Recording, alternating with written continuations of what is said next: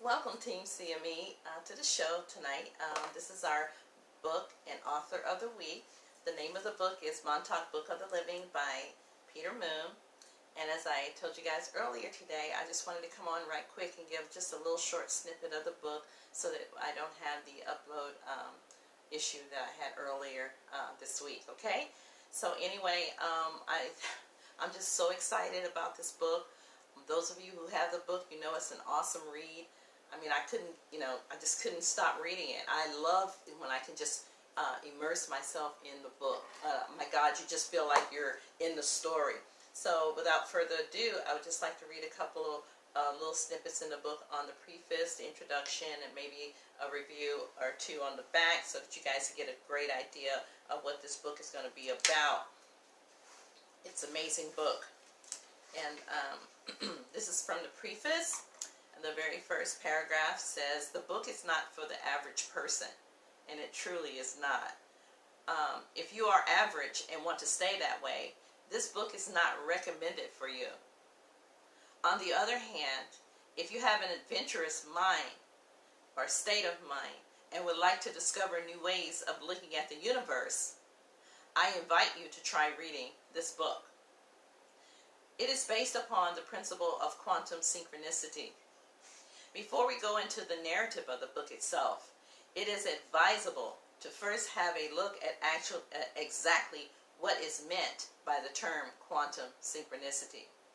And this term quantum synchronicity is deep in and of itself, and it goes on for at least about 3 pages explaining that. And then he goes into the introduction, and I'll just read a little bit of that. This story begins in the early 90s with the unveiling of the MONTAUK project, a colloquial name for a series of bizarre and secretive experiments that occurred at or near the MONTAUK Air Force Station, which is located on the extreme eastern end of Long Island, New York.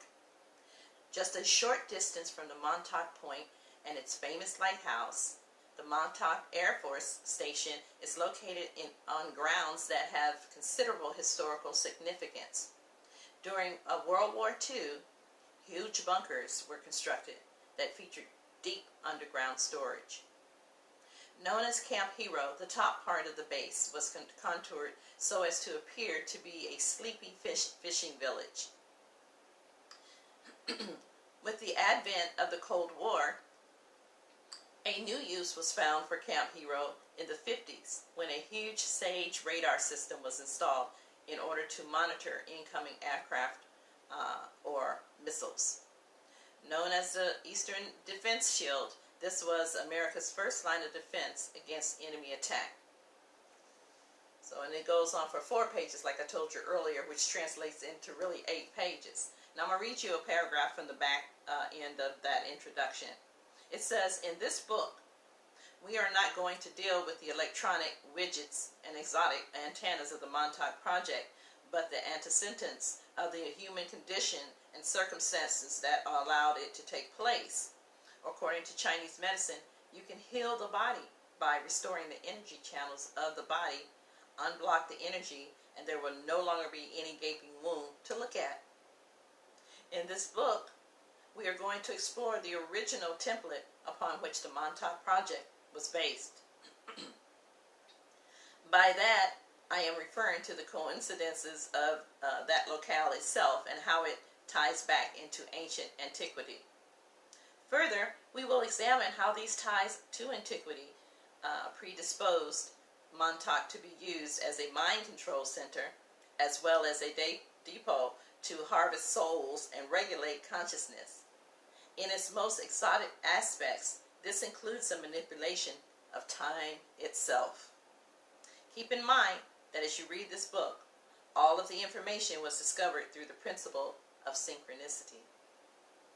And then he goes into the dream where he had the dream and how it all came about. And then it goes into the quantum trail of chapter 1. Okay. And again, I'm not going to try to read this tonight. I'm not going to do that. I have a lot of stuff in here, as you can see, highlighted and tabbed up. It's just, I mean, super amazing book. You can see I have all my highlights in the book, and I mean, it's just, I can't describe, you know, how wonderful this book is. It will take you on a magic carpet ride, for real.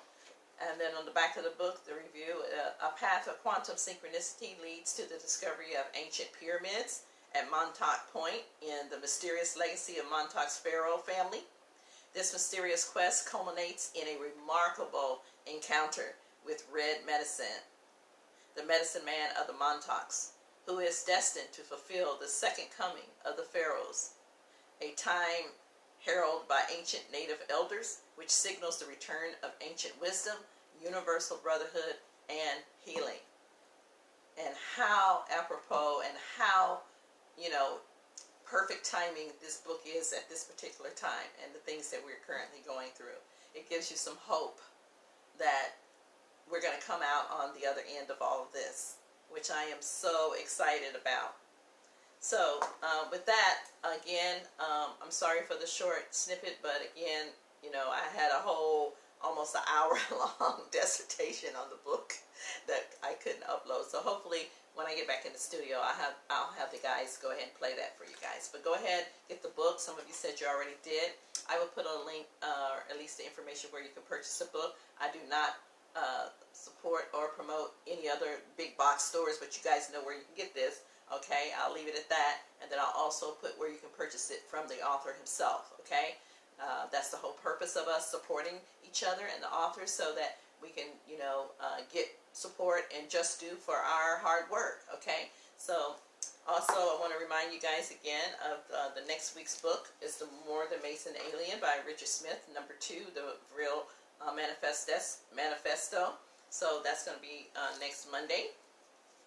And also I had a request from one of the members of the show that to give you guys a book list, which I will create so that those that want to purchase a book prior to me reading the book will have an opportunity to do so. So that's in the works as well, but that will not be the format moving forward once I get into the studio.